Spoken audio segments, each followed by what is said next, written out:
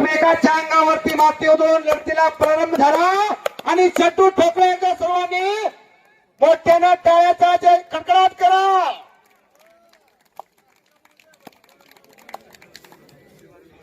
रामदादा आणि घोगे साहेब ही थोडासा सावळा दिसणारा रोहन पवार पैलवान आहे. मुळगाव मोहन आणि कुस्ती मेळत करतोय गंगावेस तालीम कोल्हापूर या ठिकाणी. शिक्षण संस्थेमध्ये विद्यापीठच्या स्पर्धा झाल्या आणि त्या स्पर्धेमध्ये सन्माननीय बाबूराव चव्हाण यांनी रोहनची कुस्ती पाहिली आणि त्यांच्या मनाला आनंद झाला. त्यांनी जाहीर केले की रोहन हा माझा मानधनधारक पैलवान असणार आहे आणि रोहननं चंदीगड या ठिकाणी कुस्ती स्पर्धेमध्ये सहभाग नोंदवला राष्ट्रीय स्पर्धेमध्ये. आणि त्या स्पर्धेमध्ये सहभाग नोंदवत असताना बाबूराव चव्हाण साहेबांनी जाहीर केल्याप्रमाणे त्याला यथोचित बिदागी देऊ केली आणि खूप मोठा सत्कार घेतला आणि सत्पात्री दान खऱ्या अर्थानं आपल्या मैदानावर विराजमान झालंय.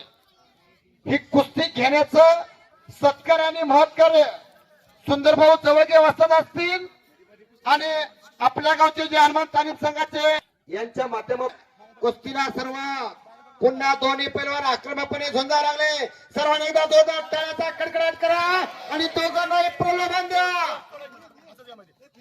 टाळ्या का वाजत नाही तू?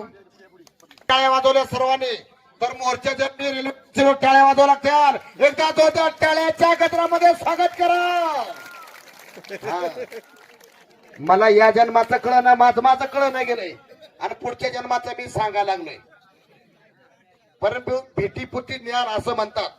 जुन्या कालखंडामधले शिक्षक बघितलं की आजची तरुण पिढी बघावी लागते आणि मोळी डावाचा प्रयत्न.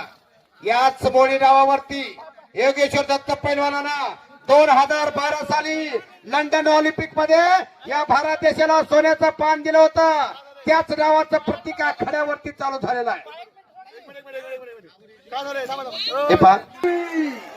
बापरे बाप, संपलेल्या कुस्तीमध्ये बाबूराव चव्हाण यांचा आवडता पट्टा रोहन पवार विजय झालेला.